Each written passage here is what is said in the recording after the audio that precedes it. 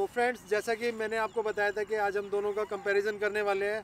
तो मेरे दोस्त और मेरे अजीज़ धीरज चौधरी जी जीटी के बारे में बताएंगे और मैं एडवेंचर 390 के बारे में बताऊंगा। तो आज हम दोनों आपको इनके अच्छी और बुरी चीज़ें सारी बताएंगे। तो आप प्लीज़ वीडियो को स्किप मत करना, नहीं तो आप कोई ना कोई नॉलेज को मिस कर दोगे। कोई ना कोई पॉइंट मिस होगा एंड विथ प्रूफ।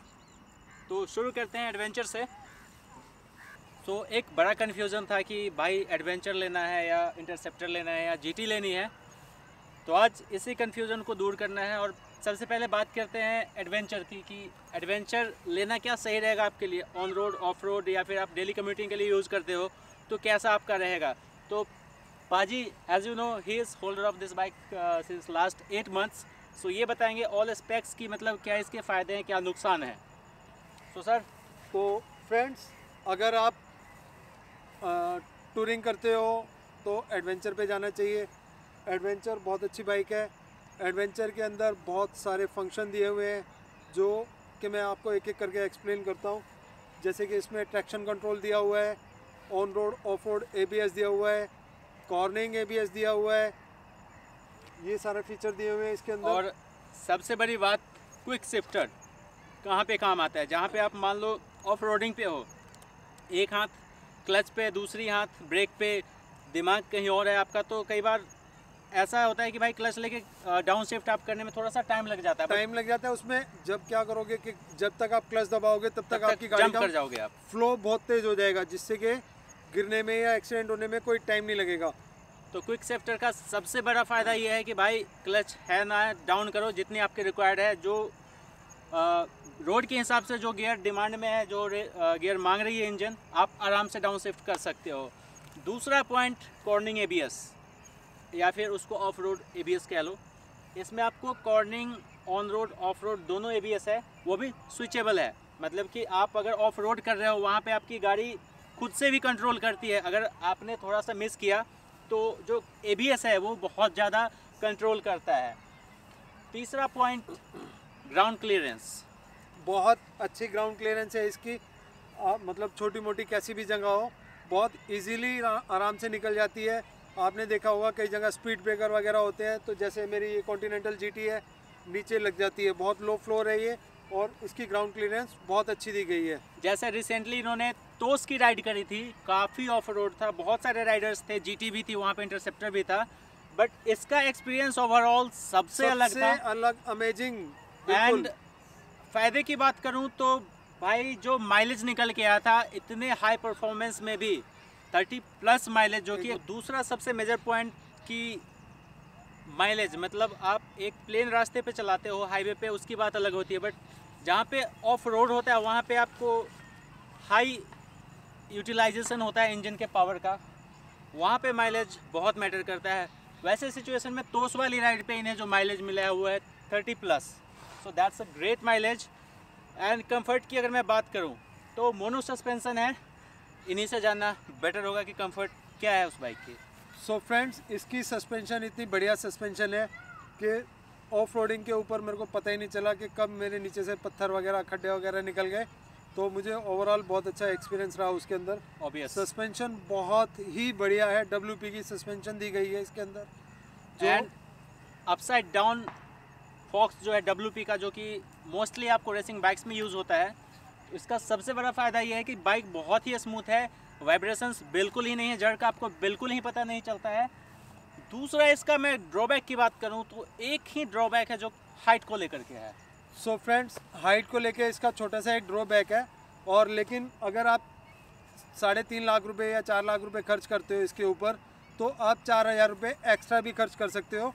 और 4,000 एक्स्ट्रा खर्च करने के बाद क्या होगा कि आप इसका मोनोशॉकर जो है वो ड्यूक 200 का डलेगा इसके अंदर। तो उससे क्या होगा कि इसकी जो हाइट है वो नीचे हो जाएगी, तो ये इशू भी आपका सॉल्व हो जाता है। लेकिन हाइट सीट की नीचे होगी, ग्राउंड क्लियरेंस आपका वही रहेगा, क्योंकि चेसी या फिर आगे पीछे के टायर में कोई चेंजेस नहीं करना पड़ेगा आपको। सस्पेंशन से बस सीट की हाइट कम होगी, तो ये एक बहुत अच्छा ऑप्शन है।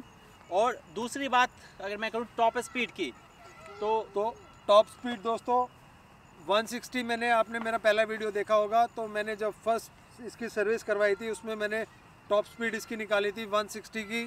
इतनी स्मूथली गई थी मक्खन की तरह 160 पे कि मेरे को ज़रा भी फील नहीं हुआ कभी ये 160 पे आ गई। और वो बहुत अच्छा एक्सपीरियंस था इसका। और उसके बाद मैंने जो दोबारा अभी मैं कसोल की राइड पे गया था, तो मैंने जो है इसको 170 तक आराम से चलाया, मेरे को कोई दिक्कत नहीं आई, ना ही तो कोई वाइब्रेशन, ना ही कोई माइलेज को लेके, और ना ही कोई सस्पेंशन को लेके मेरे को दिक्कत आई। मतलब ओवरऑल अगर मैं बात करूं परफॉर्मेंस की, तो आपको टोटल पैकेज मिल रहा है। दूसरी सबसे बड़ी बात आती है, अगर आप राइड करते हो तो नाइट में ब्राइटनेस की, मतलब लाइट, तो इसमें आपको कम्प्लीटली एलईडी लाइट कंपनी दे रही है, including indicators and tail lamp. तो बाइक जो है इसकी विजिबिलिटी काफ़ी अच्छी है। इसके डीआरएल्स भी आप देखोगे तो कुछ इस तरीके से एंड काफ़ी विजिबल होता है दिन में भी। एंड अगर आपने हज़ार सिस्टम इंस्टॉल करा लिया तो बल्ले बल्ले कहने क्या है। ब्राइटनेस की प्रॉपर अगर बात करूँ, अगर आप कोई दूसरा एसेसरीज फॉग लैंप नहीं भी लगवाते हो तो भी कोई दिक्कत नहीं है। मतलब आप इजली, बाइक ऐसी है कि शोरूम से निकालो और टूर पे जा सकते हो, कोई मॉडिफिकेशन कराने की ज़रूरत नहीं है। दूसरा विंडशील्ड की बात करूं, जैसे आप लॉन्ग राइड करते हो तो विंड ब्लास्ट बहुत होता है, तो यहाँ पे आपको स्लाइडर का ऑप्शन मिल गया है। मतलब अगर आप चाहो तो एक्सटेंडेड विंडशील्ड भी लगा सकते हो, वो भी केटीएम दे रही है। आप इसको अप साइड कर सकते हो, डाउन साइड कर सकते हो, एज़ पर जैसा आप चाहते हो उसके अकॉर्डिंगली आप इसको सेट कर सकते हो। और दूसरा दोस्तों, इसमें जो एक ऑप्शन है ये फॉग लाइट का, एडवेंचर बाइक है, फॉग लाइट तो बनती है ऑब्वियस सी बात। और फॉग लाइट सबसे बेस्ट और सबसे अच्छी और सबसे चीप रेट पे जो फॉग लाइट है उसका मैंने वीडियो बनाया। और दोस्तों थैंक्स टू ऑल के उस वीडियो के ऊपर मेरे 18,000 से ऊपर व्यूवर्स आ चुके हैं, तो थैंक यू करना चाहूँगा आप सबका। इतनी फेमस हो गई है ये फॉग लाइट के उसका रिज़ल्ट अल्टीमेटली ये निकला कि मार्केट में शॉर्टेज चल रही है। और जो मैं आज इसका प्राइस बता रहा हूँ 2500 to 3000 में इजीली मिल जाती थी ये लाइट, और जो कि अब 6000 में भी ढूंढने पे नहीं मिल रही है। तो सोचो आप कितनी सॉलिड फॉग लाइट है इसकी। मतलब जो आप गोल्ड विंग के लाइट लगवाते हो उससे कंपैरिजन कर सकते हो, उससे बेटर इसकी विजिबिलिटी है नाइट में। दूसरा अगर मैं पॉइंट की बात कर लूँ तो ऑफ रोडिंग में सबसे बड़ी बात होती है वेट की। जीटी उठा के देख लो, उसका वजन इतना है कि अगर आप सोलो राइड कर रहे हो और कहीं आप फंस गए तो निकालना मुश्किल हो जाता है, बट इसको आप आसानी से हैंडल कर सकते हो, क्योंकि ऐसा नहीं है कि वेट कम है तो ग्रिप नहीं है। भाई road performance, road grip, road stability बहुत ही अच्छा है। तो ये तो हो गया अपना एडवेंचर। अब हम बात कर लेते हैं जीटी की या फिर इंटरसेप्टर। अगर आप पावर लवर हो, अगर आप लॉन्ग राइड करते हो तो आप कहोगे कि भाई ज़्यादा सीसी है, प्राइस दोनों का सेम है, तो ज़्यादा पावर के लिए क्यों ना जाया जाए। बिल्कुल आप जा सकते हो ज़्यादा पावर के लिए, लेकिन तो दोस्तों बात करते हैं कि कौन सी बाइक लेनी चाहिए और कौन सी नहीं। उससे पहले मैं आपको जीटी के बारे में बता देता हूँ। जीटी बहुत अच्छी बाइक है। इस बजट में ट्विन सिलेंडर में कोई बाइक नहीं दे सकता आपको, ये मैं दावा करके कह रहा हूँ। आपको पता भी है इस बात का कि ट्विन सिलेंडर इतनी सस्ती बाइक नहीं आती है सिवाय आरी के। आरी ने ट्विन सिलेंडर बाइक दी है और वो भी इतने सस्ते के अंदर, और इतनी सॉलिड बाइक के हर बाइक फेल है इसके सामने। ट्विन सिलेंडर वाली बहुत अच्छी पावर है, रो बहुत अच्छा है इसका, बैलेंसिंग बहुत अच्छी है इसकी, और जब आप इसको 100 से ऊपर भगाते हो तो वो फील जो आपको सुपर बाइक वाला है वो सारे फील आपको इसमें मिलते हैं। इन शॉर्ट ये कहना चाहूँगा कि अगर आप पावर लवर हो, रॉ पावर आपको देती है रॉयल एनफील्ड इस 650 में ट्विन सिलेंडर में।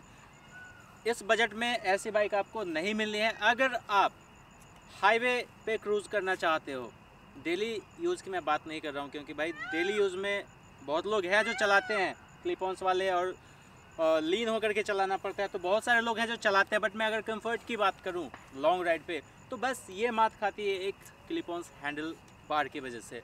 बाकी बाइक अच्छी है ओवरऑल। टॉप स्पीड की बात कर लूँ, रोड स्टेबिलिटी की बात कर लूँ, वाइब्रेशंस बिल्कुल ही ज़ीरो है। माइलेज भी आपको 25 to 30 आराम से मिल जाता है depending on your riding style.